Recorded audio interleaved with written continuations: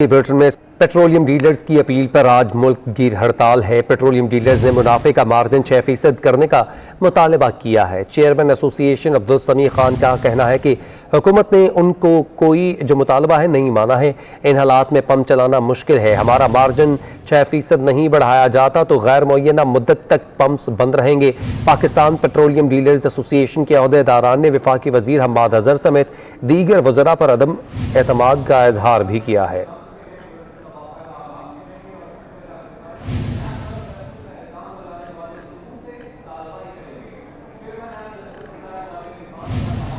All Pakistan petroleum retailers association ने petroleum dealers की हड़ताल की हिमायत कर दी।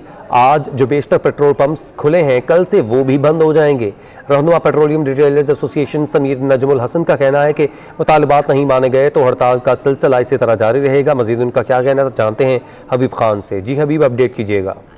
अच्छा बिल्कुल, देखिए आज all Pakistan petroleum dealers association और रिटेलर्स एसोसिएशन की जानिब से मुनाफे में जो पेट्रोलियम का जो मुनाफा है उसके जो उनकी डिमांड थी उसको मद्देनजर रखते हुए हड़ताल का ऐलान किया गया था और कराची समेत मुल्क भर के तमाम जो पेट्रोल पंप्स हैं वहाँ पर आज जो तरसील है पेट्रोल की वो बंद है। इसी वाले से बात करने के लिए इस वक्त हमारे साथ all Pakistan petroleum retailers association के मरकजी रहनुमा समीर नजमुल हसन मौजूद है। समीर साहब, आप लोगों की हड़ताल की कॉल थी, आज पेट्रोल पंप्स बंद भी हैं, कब तक तो ये बताइएगा पहले कि इस हड़ताल को आप लोग जारी रखेंगे, क्या मुतालबा?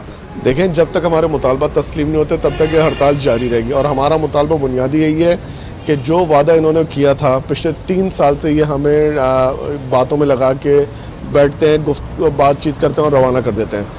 हमारा मुतालबा यही है कि जी हमारा कमीशन 6% किया जाए। सही है, इन्फ्लेशन को देखते हुए इन्होंने ये फैसला किया था कि हर 2 साल के बाद रिव्यू किया जाएगा, लेकिन पिछले 3 साल में 1 पैसा भी हमारी कमीशन के अंदर नहीं बढ़ाया गया। अच्छा बिल्कुल, समीर नजमुल हसन इस वक्त हमारे साथ मौजूद थे और उनका यही कहना है कि हुकूमत जब तक मुतालबा तस्लीम नहीं करती है उस वक्त तक ये हड़ताल का जो सिलसिला है वो जारी रहेगा। और अगर रोज़ाना की बुनियाद पर बात करें तो शहर कायद में 400 से 425 पेट्रोल पंप जो है वो तकरीबन 37 लाख लीटर पेट्रोल जो है वो फराहम कर रहे हैं। तो ऐसे में कराची के एक बड़ी सप्लाई है जो आज बंद है और शहरी यही मुतालबा कर रहे हैं कि हुकूमत इन पेट्रोलियम डीलर्स के साथ मुतालबात को हल करे। बहुत शुक्रिया, आपने अपडेट किया हबीब। पेट्रोलियम डीलर्स की हड़ताल पर आवाम शदीद परेशान है। कहते हैं शहर घूम लिया लेकिन कहीं भी पेट्रोल दस्तयाब नहीं है। जहां पेट्रोल मिल रहा है वहां ज़्यादा पैसे मांगे जा रहे हैं। महंगाई ने कमर तोड़ कर रख दी है। अब पेट्रोल के लिए भी मारे मारे फिर रहे हैं। गाड़ी बंद हो गई सर, गाड़ी चपड़े चल के खड़ी है। इन्हें परेशान हो गए थे बस पे बैठ के, तभी यहाँ पे बोतल भी नहीं दे रहे। इन्हें परेशान हो गए, इन्हीं परेशानी सुबह से परेशान हो गए हम। जब भाई गिलास में पेट्रोल डाल के लाकर आए हो, बंद हो गई थी गाड़ी रास्ते में। लेडीज हमारे साथ थी और उसको स्लिप तो नहीं करना था, खराब तो नहीं करना था, इसलिए पेट्रोल लेने आए। यहाँ तो हम चमड़ा चौरंगी से आए हुए और रात को काफ़ी पंपों पे देखा लेकिन नहीं मिल रहा था। रश बहुत ज़्यादा हो रही थी तो उस वजह से बहुत परेशानी थी। अभी भी पैदल आया हूँ यहाँ पे लेने के लिए। इमरान खान जिंदाबाद, यही कमी रह गई थी मेरे भाई, बस जो देख लिया हमने। सीएनजी पे लाइनों पे लगते थे, अब उसने पेट्रोल पे भी हमें लाइनों पे लगा दिया। बस अल्लाह भला करे इमरान खान का। गाड़ी रास्ते में बंद हो गया और क्या नाम है, पेट्रोल है ही नहीं, ये नहीं दे रहे। इन्होंने मौका देखकर ये कमीशन है, ये है, वो है करके इन्होंने कर दिया है। इन्होंने ये नहीं सोचा कि पब्लिक को कितनी तकलीफ होगी, कहाँ जाएंगे लोग। इतना महंगा पेट्रोल कर दिया और कह रहे कि हम 4-4 रुपये एक महीने में बढ़ाएंगे। कुछ तो शर्म आनी चाहिए यार इन लोगों को। 1 घंटा खड़ा हुआ हो गए, कोई लाइन वाइन भी नहीं, कुछ भी नहीं है। 1 घंटा ये अपने मनमानी कर रहे हैं। वो लाइन सीधी कर रहा हूँ तो हम लोगों को पेट्रोल मिलेगा ना। अगर बीच में सब आएंगे किसी को पेट्रोल नहीं मिलेगा। मुझे आए हुए 2 घंटे। शहर में पेट्रोलियम बंदिश का मामला मौजूदा सूरत हाल के बायस फलाही इदारों को मुश्किलात का सामना है। फलाही इदारों की कई एम्बुलेंसेज पेट्रोल खत्म होने के बायस सड़क पर खड़ी हो गई हैं। तफसीलात जानते हैं साउद बिन मुर्तज़ा से। जी साउद। जी बिल्कुल, देखिए कराची में 2 बड़े फलाही इदारे हैं, एक छिपा और एक दूसरा ईदी काम का कहना है कि उनको अभी तक मुश्किलात का सामना नहीं हुआ, लेकिन ये पेट्रोलियम हड़ताल अगर बढ़ी तो मुश्किलात का सामना होगा। जबकि छिपा काम का कहना है कि कई गाड़ियां पेट्रोल न होने की वजह से खड़ी हो गई, जिनको कोचिंग की मदद से मरकज तक पहुंचाया गया और इसी तरह मुश्किलात का सामना करना पड़ रहा है। और अगर ये हड़ताल बढ़ी तो मजीद मुश्किलात हो सकती हैं मरीजों को अस्पताल ले जाने और लाने में। ठीक है, बहुत शुक्रिया साउद, आपने अपडेट किया। हुकूमत पेट्रोलियम डीलर्स एसोसिएशन के मुतालबात पर कितने इजाफे की तैयारी कर रही है। 21 न्यूज़ हक़ाइक़ सामने ले आया है। पेट्रोल और हाई स्पीड डीजल पर OMC मार्जिन में 71 पैसे फी लीटर इजाफे की तजवीज़ की गई है। मजीद क्या तफसीलात है जानते हैं अवैस कियानी से। जी अवैस, अपडेट कीजिएगा। देखिए, पेट्रोल और हाई स्पीड डीजल पर OMC मार्जिन में 71 पैसे फी लीटर इजाफे की तजवीज़ है। पेट्रोल पर OMC मार्जिन 2 रुपये 97 पैसे से बढ़ाकर 3 रुपये 68 पैसे करने की तजवीज़ है। हाई स्पीड डीजल पर OMC मार्जिन जो है 2 रुपये 97 पैसे से बढ़ाकर 3 रुपये जो है वो 70 पैसे तक करने की तजवीज़ है। पेट्रोल पर जो डीलर मार्जिन में सिर्फ 99 पैसे फी लीटर इजाफे की तजवीज़ है। हाई स्पीड डीजल पर डीलर मार्जिन में 83 पैसे फी लीटर इजाफे की तजवीज़ दी गई है। और जो सबसे अहम जो चीज़ है कि पेट्रोलियम डिवीजन की जानिब से समरी जो है वो ECC को भिजवाई जा चुकी है, लेकिन पेट्रोलियम डीलर एसोसिएशन ने मार्जिन में तकरीबन 8.25 रुपये इजाफे का जो है वो मुतालबा कर रखा है। ठीक है, बहुत शुक्रिया अवैस कियानी, आपने अपडेट किया। वज़ीर तवानाई सिंध इम्तियाज शेख ने पेट्रोलियम डीलर से हड़ताल मौखर करने की अपील कर दी है। अपने बयान में इम्तियाज शेख ने कहा है कि गैस की बंदिश की वजह से आवाम पहले ही शदीद मुश्किलात का शिकार हैं। हुक्मरानों की नाअहली और हठधर्मियों की सजा आवाम को ना दी जाए। पेट्रोल पंप्स की हड़ताल पर रद्द-ए-अमल देते हुए वज़ीर तवानाई सिंध इम्तियाज शेख ने कहा है कि पेट्रोलियम डीलर्स एसोसिएशन की हड़ताल और ओगरा और पेट्रोलियम डिवीजन की नाकामियों का मुंह बोलता सबूत है। इन्होंने पेट्रोलियम डीलर्स एसोसिएशन से गुजारिश की है कि फिलहाल हड़ताल को मौखर कर दिया जाए।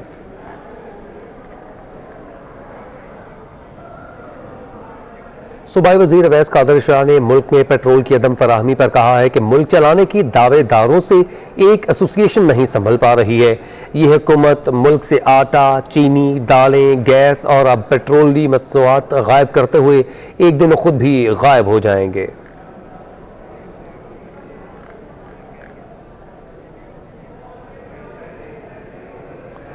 वफाकी वज़ीर बहरी अमूर अली ज़ैदी ने सिंध हुकूमत को चिड़ियाघर के मामलात संभालने की पेशकश कर दी, जिसके जवाब में एडमिनिस्ट्रेटर कराची मुर्तज़ा वहाब ने अली ज़ैदी को तनकीद का निशाना बनाया। समाजी राब्तों की वेबसाइट ट्विटर पर जारी पैगाम में अली ज़ैदी ने लिखा कि कराची चिड़ियाघर की हालत बेकाबिल रहम है। अगर सिंध हुकूमत इसे नहीं चला सकती तो वज़ारत बहरी अमूर अपने पोर्ट के जरिए इसे चलाने को तैयार है। हम इस चिड़ियाघर को अपनी किसी पोर्ट के जरिए जंगली हयात के लिए बेहतरीन मस्कन बनाएंगे। जिसके जवाब में एडमिनिस्ट्रेटर कराची मुर्तज़ा वहाब ने एक प्रेस कॉन्फ्रेंस में अली ज़ैदी का नाम लिए बगैर कहा कि उनसे पोर्ट शिपिंग नहीं चल रही, पाकिस्तान नहीं चल रहा तो चिड़ियाघर क्या चलाएंगे।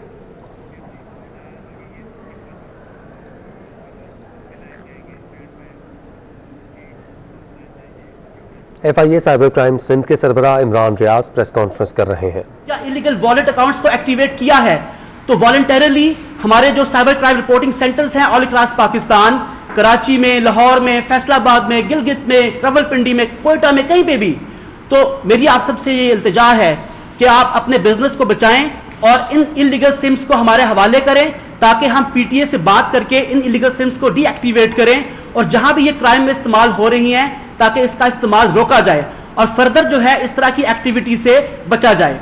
अभी 3 दिन पहले फैसलाबाद में भी बड़ी कार्रवाई की गई है जिसमें कोई ऑलमोस्ट 6 से 8 हज़ार इलीगल सिम्स जो हैं उनको सीज किया गया है और जो मुतलका लोग ये जो काम कर रहे थे सिलिकॉन थम्स के थ्रू उनको अरेस्ट किया गया है। अभी आज मुझे बताया गया है कोयटा के अंदर भी कार्रवाई हुई है जिसमें बड़ी तादाद में आपकी इलीगल सिम्स को कैप्चर किया गया है। तो आप इसकी ग्रेविटी को अंडरस्टैंड करने की कोशिश करें कि ये पूरे पाकिस्तान में हो रहा है और बहुत लार्ज स्केल पे हो रहा है और आपके साइबर क्राइम की एक बड़ी जड़ ये है। तो हमें इस मेनेस से लड़ना है एज अ नेशन। आप सब अंडरस्टैंड करें, जो एम्प्लॉयज वहां पे काम कर रहे हैं हम उनके अगेंस्ट नहीं हैं, जो ऑनर्स काम कर रहे हैं जिनकी फ्रेंचाइजेस हैं उनके अगेंस्ट नहीं हैं। हम सिर्फ ये चाहते हैं कि इस सिस्टम को फिक्स किया जाए। एक और चीज जो हमने आइडेंटिफाई की है कि जो भी ऑपरेटर्स के नुमाइंदे बैठे होते हैं इन फ्रेंचाइजेस के ऊपर, चाहे आप उसको TSS मैनेजर कह लें, चाहे आप उसको BDO बोल रहे हैं, कुछ भी बोल रहे हैं उसको, वो तमाम लोग जो हैं इस काम में ऑनर के साथ इन्वॉल्व हैं। आई रिपीट कि ये तमाम लोग जो नुमाइंदे हैं ऑपरेटर्स के जो वहां बैठे हुए हैं इस काम में ऑनर के साथ इन्वॉल्व हैं। आप अंदाजा लगाएं कि एक 20 बाय 20 की अगर फ्रेंचाइज है, हाउ इज इट पॉसिबल कि वहां पे इलीगल एक्टिविटी हो रही है और वहां पे मैनेजर को अंदाजा ना हो कि क्या हो रहा है। एक बात जो मैं और करना चाहूंगा इलीगल सिम्स के अलावा हमारी जो इंटरनेट सर्विस प्रोवाइडर्स हैं उनके हवाले से, हमारी साइबर आई इनको वॉच कर रही है और जो नेक्स्ट हमारा एक्शन है, जो हमारा क्रैकडाउन है, वो इनके खिलाफ होगा।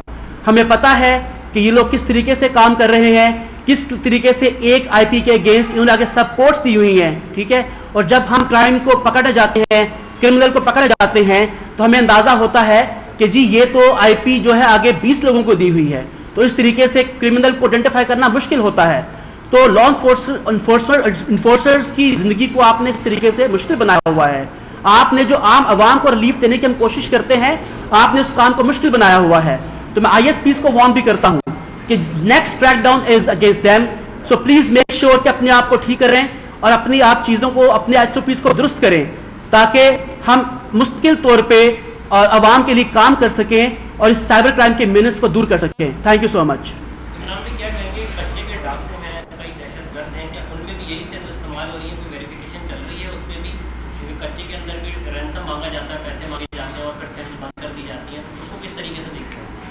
देखिए, मैंने पहले भी आपको ब्रीफ किया इस हवाले से कि चाहे कच्चे के डाकू हैं या एक्सटॉर्शन हो रही है, चाहे आपका अफगानिस्तान की कोई मतलब सिम्स, उनके पासपोर्ट पे सिम कोई एक्टिवेट हो रही हैं, तो ये सब के सब चीजें क्राइम में इस्तेमाल हो रही हैं, किडनैपिंग फॉर रैंसम में इस्तेमाल हो रही हैं, लोगों के पेड मर्डर्स में, रेंटल मर्डर्स में इस्तेमाल हो रही हैं। देखिए, जब तक आपके घर तक बात नहीं पहुंचती, आपको अंदाजा नहीं होता क्या हो रहा है। इट इज क्वाइट पॉसिबल कि कल को मेरा बच्चा खुदा ना खास्ता किडनैप होता है, तो इसमें इलीगल सिम एक्टिवेट हुई हो, तो हमें एज ए नेशन सोचता है कि हमने क्या इस तरीके से कारोबार करना है कि कल को हमारे बच्चे मुतासिर हों। तो इट इज फॉर श्योर, आप जो बात कह रहे हैं बिल्कुल ठीक कह रहे हैं, इलीगल सिम से कॉलें वहां से आती हैं, कच्चे के डाकुओं की तरफ से भी, और ये रैम्पेंट है पूरे सिंध के अंदर, पूरे पंजाब के अंदर, हर जगह ये सिम्स मिल रही हैं।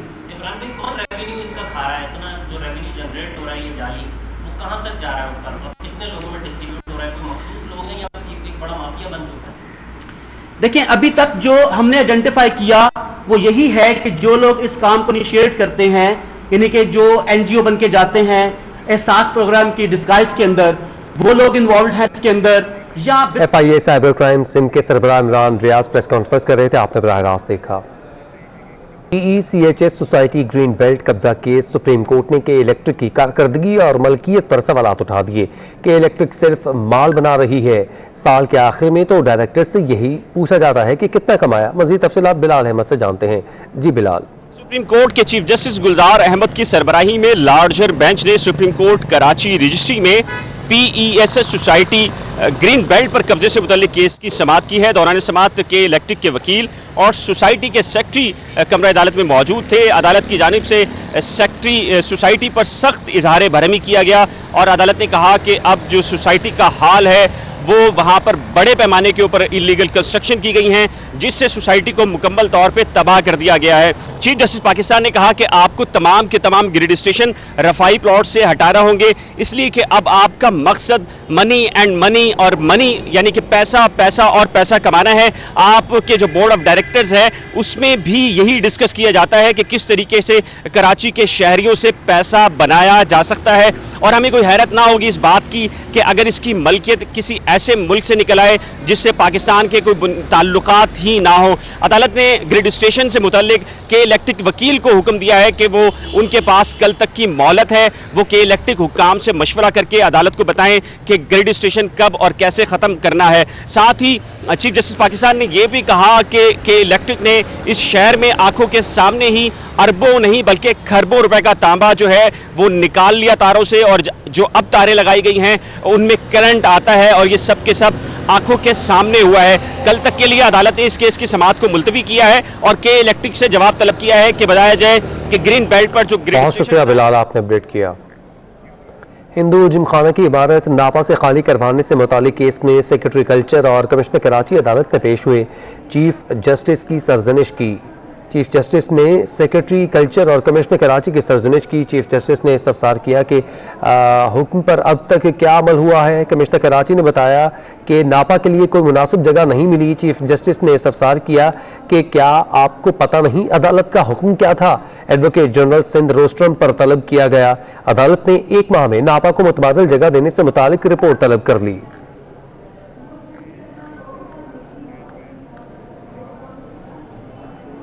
सिंध हाई कोर्ट ने गैर कानूनी तामीरात में मुलविस अफसरान के खिलाफ कार्रवाई से मुतालिक बड़ा फैसला सुना दिया। सिंध हाई कोर्ट में गैर कानूनी तामीरात से मुतालिक समाअत हुई। अदालत ने नाज़िमाबाद 5 नंबर में गैर कानूनी तामीर की गई ज़मीन की दस्तावेजात, मंजूर शुदा नक्शा और मौजूदा स्टेटस भी तलब कर लिया।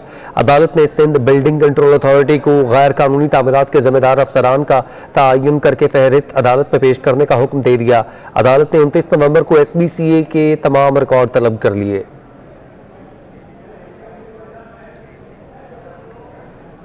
सुप्रीम कोर्ट ने सरकारी ज़मीनों के एक रिकॉर्ड की कंप्यूटराइजेशन से मुतालिक केस में senior member board of revenue की रिपोर्ट मुस्तरद करते हुए कब्जे ख़त्म करवाने का हुक्म दे दिया।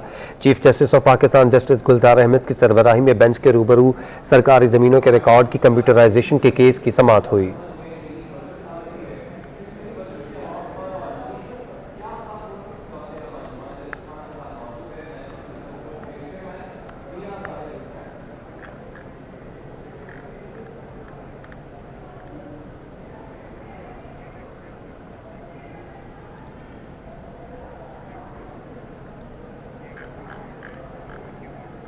नेशनल टावर कितने अरसे में गिरेगा, वक्त नहीं बता सकते। कमिश्नर कराची इकबाल मेमन ने साफ कह दिया। अदालत पेशी पर मीडिया से गैर रस्मी गुफ्तगू में कहा कि कोशिश है कि नेशनल टावर को जल्द से जल्द तोड़ा जाए। टाइम मांगा है, कितने दिन लग जाएंगे मुकम्मल करने में? इसे तो मैं बता नहीं सकता कितने लगेंगे। मतलब कुछ लिमिट तो दी होगी सर अदालत को? हम कोशिश कर रहे हैं कि जल्द से जल्द। तो कोई मतलब ये मैनुअल तरीके से ही टूटेगा सर? सर ये नेशनल टावर मैनुअल तरीके से ही टूटेगा? नेशनल टावर गिराने का काम दूसरे रोज भी जारी है। हैवी मशीनरी की मदद से इमारत को मिसमार किया जा रहा है। मजदूर बिल्डिंग के अंदरूनी हिस्सों को तोड़ रहे हैं। जिला इंतजामिया के मुताबिक बालाई मंजिलों से मिसमारी का अमल शुरू किया गया है। तफसीला जानते हैं रिजवान अहमद से। रिजवान, बताएगा कितने फीसद जो इमारत का हिस्सा है गिरा दिया गया है अभी तक? जी बिल्कुल, देखिए अब तक जो कार्रवाई है गुज़िश्ता 2 रोज़ की, यानी कल और आज अब तक जो काम हो चुका है नेशनल टावर में, उसमें 5 फ्लोर जो है वो ज़मीन से लेके 5 फ्लोर जो है वो उनकी दीवारें मुनज़्ज़म की जा चुकी हैं, जबकि ऊपरी जो बालाई मनाजिल हैं वहाँ से जो दीगर सामान है, दरवाजे खिड़कियाँ वगैरह, वो रिमूव की जा रही हैं और उसके बाद वहाँ पर भी दीवारों को गिराने का अमल जो है वो शुरू किया जाएगा। उसके बाद जो है तीसरे और आखिरी मरहले में जो है वो इसके पिलर और दीगर चीज़ें जो है वो गिराने का सिलसिला किया जाएगा। बताता चलूँ आपको कि अब से कुछ देर कबल आमिर जमात इस्लामी कराची हाफिज़ नईमुर रहमान, दीगर सीनियर रहनुमाओं और कारकुनान के हमरा यहाँ पर आए थे। आबाद के चेयरमैन अबू बकर शेखानी जो है, मोहसिन शेखानी भी उनके हमरा मौजूद थे और सूरत हाल ये है कि उनकी जानिब से जो मशीनरी है उसको काम बंद करवाया गया और जो लेबर यहाँ पे काम कर रही है उनसे उन्होंने काम बंद करवा दिया और उनका ये मुतालबा था कि जो मुतासरीन है इस इमारत के, उस इमारत के मुतासरीन को जो है फिलफौर मुआवजा भी दिलवाया जाए, क्योंकि अदलिया का ये फैसला मौजूद था कि मुआवजा भी दिलवाया जाएगा। जबकि उनकी जानिब से ये भी कहा गया है कि कल वो सुप्रीम कोर्ट जाएंगे और नेशनल टावर केस में फरीक बनने की कोशिश करेंगे और इस हवाले से उनका ये भी कहना था कि ये तमाम अमल जो है उस वक्त शुरू किया जाना चाहिए था जब मुतासरीन को अदायगी कर दी जाए। काम उनकी जानिब से और कारकुनान की जानिब से रुकवा दिया गया था, लेकिन उनके यहाँ से वापस जाते ही काम का दोबारा आगाज़ कर दिया गया है। मोहसिन शेखानी ने भी मीडिया टॉक की है और उनका कहना यह था कि यहाँ पे जो सूरत हाल है कराची में, जिस अंदाज से इमारतें गिराई जा रही हैं, जो कानूनी इमारतें हैं उनको मुकम्मल तहफ़्फ़ुज़ दिया जाएगा और आबाद जो है उन बिल्डर्स के साथ है, शाना बशाना है, उन रहायशियों के साथ है और उनकी जानिब से भी यही मुतालबा जो है वो दोहराया गया है कि फौरी तौर पर नेशनल टावर के जो मकीन थे उनको मुआवजा दिया जाए। जी ठीक है, बहुत शुक्रिया रिजवान, आपने अपडेट किया। PIA की जानिब से पाकिस्तान हिंदू काउंसिल के लिए खुसूसी परवाज। पाकिस्तान हिंदू काउंसिल के रहनुमा MNA डॉक्टर रमेश कुमार की दरख्वास्त पर PIA ने खुसूसी परवाज ऑपरेट की। खुसूसी परवाज पर कसीर तादाद में मुल्की और गैर मुल्की हिंदू ज़ायरीन ने कराची से कर्क बरास्ता पेशावर सफ़र किया। मज़ीद तफसीला जानते हैं अशरफ खान से। अशरफ, बताएगा। जी, PIA की खुशी परवाज थी जो कि पाकिस्तान हिंदू काउंसिल के रहनुमा के दरख्वास्त पर चलाई गई और ज़ायरीन ने कर्क में वाक़ मुक़द्दस मंदिर शरी जो है वहाँ पे दौरा भी किया है। मंदिर में पाकिस्तान की सलामती और मजहबी आम आहंगी के लिए खुसूसी इबादत भी की गई हैं और कराची वापसी पर ज़ायरीन के रहनुमा का खुसूसी तौर पर हुकूमत पाकिस्तान, मुकामी हुक्काम और PIA के मेहमान की नवाजी का शुक्रिया अदा किया है और ये भी कहा है कि डॉक्टर रमेश कुमार ने कि आज साबित हो गया कि पाकिस्तान में तमाम मज़ाहिब अपनी रसूमात के लिए आज़ाद है। हुकूमत मुल्क में मजहबी सियासत को वो बढ़ाने के लिए इकदाम उठा रही है। पाकिस्तानी अक़लियती आज़ाद हैं। बहुत शुक्रिया अशरफ खान, आपने अपडेट किया। गरीब आवाम के लिए शेख और नोश खरीदना मुश्किल हो चुका है। डॉलर की कीमतों में अदम इस्तेहकाम और शिपिंग कंपनीज की मनमानी किरायों के बायस तेल, चीनी, आटा, घी और दालों की कीमतें आसमान पर बातें कर रही हैं। ताजरों के मुताबिक ओपन मार्केट में फी किलो गंदम 62 रुपये से बढ़कर 67 रुपये पर पहुंच चुकी है, जिसके असरात रिटेल मार्केट्स पर महंगे आटे की सूरत में देखे जा रहे हैं।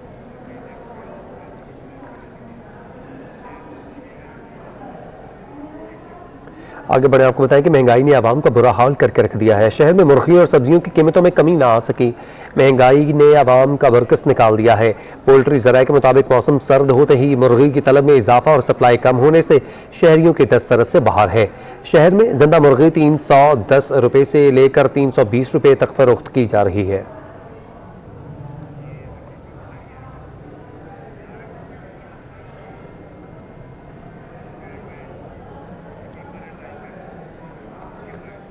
और अब आपको बताएं कि स्टेट बैंक ऑफ पाकिस्तान की बैंक्स डिपॉजिट पर रिपोर्ट जारी हो चुकी है। रवा साल 10 माह में बैंक डिपॉजिट्स में 2285 अरब रुपए का इजाफा रिकॉर्ड किया गया है। अक्टूबर 2021 तक बैंक डिपॉजिट्स 19,343 अरब रुपए तक पहुंच चुके हैं। मजीद तफसीलात क्या हैं जानते हैं अशरफ खान से। जी अशरफ, अपडेट कीजिएगा।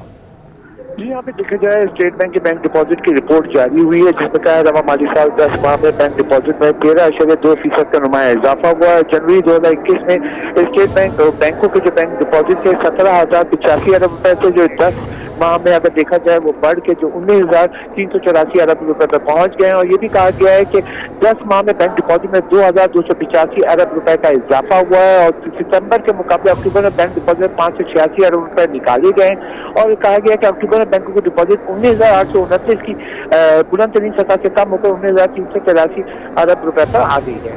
ठीक है, बहुत शुक्रिया अशरफ खान, आपने अपडेट किया। मॉनेटरी पॉलिसी मजीद सख्त होने और IMF की शराइत पर मिनी बजट पर स्टॉक मार्केट के सरमायाकार मोहतात हो चुके हैं। कारोबार के दौरान 100 इंडेक्स में 600 से ज्यादा पॉइंट्स की कमी हुई। इंडेक्स 44,000 की सतह बरकरार ना रख सका। कारोबारी हफ्ते के चौथे रोज भी शेयर्स की फरोख्त का दबाव देखा गया। कारोबार के दौरान 100 इंडेक्स में 628 पॉइंट्स की कमी हुई और इंडेक्स 43,800 की सतह से भी नीचे आ चुका है।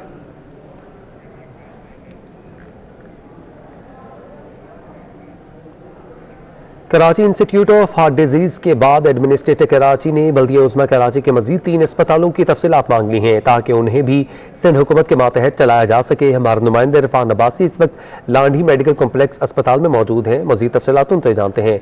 जी इरफान, बताइएगा। जी बिल्कुल, Karachi institute of heart disease के बाद एडमिनिस्ट्रेटर कराची ने मज़ीद 3 अस्पतालों से उनकी तफसीलात मांग ली गई है कि इन अस्पतालों के अंदर क्या क्या ऐसा सामान है कि जो यहाँ पर काम कर रहा है। इसके अलावा जो एडमिनिस्ट्रेटर कराची की जानिब से जिन अस्पतालों से तफसीलात मांगी गई है उनके अंदर Landhi medical complex, Karachi medical and dental council और रफ़ीकी शहीद रोड जो अस्पताल है, ये तीनों के तीनों अस्पताल शामिल हैं। इन तमाम तर जो अस्पताल हैं इनकी तफसीलात मांगने का मकसद ये है कि जो सूरत हाल इन अस्पतालों के अंदर गुज़िश्ता कई सालों से यहाँ पर अद्वियात का बहरान है, यहाँ पर जो मशीनरी है वो तमाम की तमाम ख़राब पड़ी हुई है। लाडी मेडिकल कॉम्प्लेक्स अस्पताल इंतज़ामिया ने इस बात की तस्दीक कर दी गई है कि इस अस्पताल से एडमिनिस्ट्रेटर कराची ने ना सिर्फ तफसीलात मांगी है बल्कि जो तमाम का तमाम रिकॉर्ड है वो भी पहुँचाने का हुक्म दे दिया गया है। ताहम ये तमाम जो चारों अस्पताल हैं ये बल्दिया उज़्मा कराची के जो मातहत काम करते थे, अब ये सिंध हुकूमत की तहवील के अंदर कितना अर्से तक यहाँ पर जाएगा इस हवाले से कुछ भी कहना काबिल वक्त होगा। ताहम एडमिनिस्ट्रेटर कराची मुर्तज़ा वहाब ने जो तफसीलात बताई थी उनका कहना था कि Karachi institute of heart disease NICVD के मातहत काम करेगा, जबकि Karachi medical and dental council को जिना सिंध मेडिकल यूनिवर्सिटी के तहत चलाया जाएगा। लाडी मेडिकल कॉम्प्लेक्स जो है वो किस तरीके से चलाया जाएगा, क्या इसकी जो है वो तफसीलात होंगी, इस हवाले से अभी तक जो है वो नहीं बताया। अब्बासी, आपने अपडेट किया। सुबराज मैटरनिटी अस्पताल में तनख्वाहों की अदम अदायगी पर लेडी डॉक्टर्स का एहतजाज जारी है। हमारे नुमाइंदे वाजिद रजा अस्फहानी इस वक्त वहाँ मौजूद हैं। मजीद तफसीलात उनसे जानते हैं। जी, इस वक्त हम मौजूद हैं सुबराज मेटरनिटी अस्पताल में और आज भी यहाँ पे एहतजाज जारी है डॉक्टर्स का। उनका वही मुतालबा है कि उनकी तनख्वाहें जो है वो उनके जो 11 महीने से उनको अदा नहीं की गई हैं उनके अकाउंट में ट्रांसफ़र की जाएँ। हम आज भी बात करेंगे यहाँ पे जो एहतजाज हो रहा है उनकी लेडी डॉक्टर से कि इस वक्त एहतजाज में उनकी क्या इंतज़ामिया से बात हुई है, क्या अपडेट है। अस्सलाम वालेकुम, मेरा नाम डॉक्टर समरीन है और मैं MCPS ट्रेनी हूँ सोबराज मैटरनिटी हॉस्पिटल में। जैसा कि आप लोग जानते हैं कि हम लोग को 11 महीने से सैलरी नहीं मिली है, जिसका आज जो है 6ठा रोज़ है हमारा एहतजाज का, जिसके लिए जो है हमने मुर्तज़ा वहाब साहब से भी बात की थी, जिन्होंने हमें कहा था कि 3-4 दिन में जो है वो आपका काम हो जाएगा। लेकिन जब तक हमारा काम, हमारे मुतालबात पूरे नहीं होंगे, हमारे अकाउंट्स में हमारी सैलरी नहीं आ जाती, तब तक जो है हम एहतजाज जारी रखेंगे। और OPDs और एमरजेंसीज़ हमारी चलती OPDs बंद रहेंगी, एमरजेंसीज़ जो है हमारी चलती रहेंगी। इसके अलावा आज हमें जो है वो इमरजेंसी में अर्जेंट बेसिस पे कहा गया कि आप लोग अपने जो डॉक्यूमेंट्स हैं वो रीसबमिट कराएं, जो कि बड़ी मुश्किलात से हमने 2-3 घंटे के अंदर जो है वो डॉक्यूमेंट सारे अरेंज करके हमने जमा करवाए हैं, जिसके लिए हमें कहा गया कि वो फ़ाइल जो है आज हमारी ऑडिट में जाएगी। लेकिन फिर भी अगर हमारे मुतालबात पूरे नहीं हुए तो फिर जो है हम ये अपना एहतजाज जारी रखेंगे जब तक कि हमारे अकाउंट्स में सैलरी नहीं आ जाती। बहुत शुक्रिया। ये लेडी डॉक्टर बता रही थी कि आज अपडेट ये हुई है कि इंसामिया ने इनसे रब्ता करके डॉक्यूमेंटेशन दोबारा इनसे कहा है कि वो जमा कराएं। बहुत शुक्रिया वाजिद, आपने अपडेट किया। सिंध के वैक्सीनेटर्स के मुतालबात हाल तस्लीम नहीं किए गए। मुख्तलिफ अजलास से ताल्लुक़ रखने वाले वैक्सीनेटर्स का एहतजाज 23वें रोज़ भी जारी है। तफसीलात जानते हैं अपने नुमाइंदा मुमताज़ से। जी मुमताज़, अपडेट कीजिएगा। जी देखिए, इस वक्त मैं मौजूद हूँ प्रेस क्लब कराची के बाहर और गुज़िश्ता 23 दिनों से यहाँ पर वैक्सीनेटर जो हैं अपने मुतालबात के हासिलात के लिए सरापा एहतजाज हैं। इस वक्त वैक्सीनेटर वेलफेयर एसोसिएशन के सदर हमारे साथ मौजूद है। सर, आपके क्या वो मुतालबात हैं जो अब तक नहीं माने गए हैं? अच्छा, हमारा 2 मुतालबात है। एक 336 मुलाजिम है जो 2 साल से मरूम रहा है। दूसरा मुतालबात में हमारा ये तो हमारा जो टाइम स्केल है सर्विस से चेहरे, मैंने उसको डिमांड दी है 14/10 को, अभी तक वो रोज़ कहता है तभी आपको बहाल करता हूँ 336 को स्ट्रेचर देता हूँ, पर अभी तक उसने ये बात नहीं मांगी है। बिल्कुल, इनका यही कहना है कि जब तक इनके मुतालबात तस्लीम नहीं किया जाते तब तक ये एहतजाज। शुक्रिया मुमताज़, आपने अपडेट किया। सिंध स्पोर्ट्स जर्नलिस्ट के ज़रिए तमाम इंटरमीडिएट क्रिकेट टूर्नामेंट कराची के असगर अली शाह स्टेडियम में जारी है। इसी सिलसिले में तफसीलात जानते हैं अपने नुमाइंदा महमूद रियाज से। इस वक्त हम मौजूद हैं कराची के असगर अली शाह स्टेडियम में, जहां सिंध स्पोर्ट्स जर्नलिस्ट एसोसिएशन की तरफ से इंटरमीडिएट क्रिकेट टूर्नामेंट का जो वो मुकाबले जो जारी हैं, इस वक्त जो है वो जियो और GNN के दरमियान मुकाबला हो रहा है। जियो न्यूज़ ने पहले बैटिंग करते हुए 139 रन बनाए और GNN को जो है वो 140 रन का टारगेट दिया है और ये टूर्नामेंट अपने इख्तितामी मराहिल की तरफ गामज़न है। ARY न्यूज़ जो है वो फाइनल के लिए क्वालिफाई कर चुका है। आज जो मैच होगा इसमें से टीम जो है GNN और जियो न्यूज़ में से एक टीम जो है वो फाइनल के लिए क्वालिफाई करेगी। फाइनल जो है वो कल खेला जाएगा और कल सुबह इससे कबल जो है वो जितनी मीडिया से मुंसलिक ख़वातीन रिपोर्टर्स हैं या डेस्क पे काम करने वाली, उनका भी यहाँ पर एक क्रिकेट मैच खेला जाएगा। तो यकीनन इंटरमीडिएट टूर्नामेंट एक कराची के मीडिया फर्टर्निटी के लिए बड़ी बहुत शुक्रिया, आपने अपडेट किया महमूद रियाज।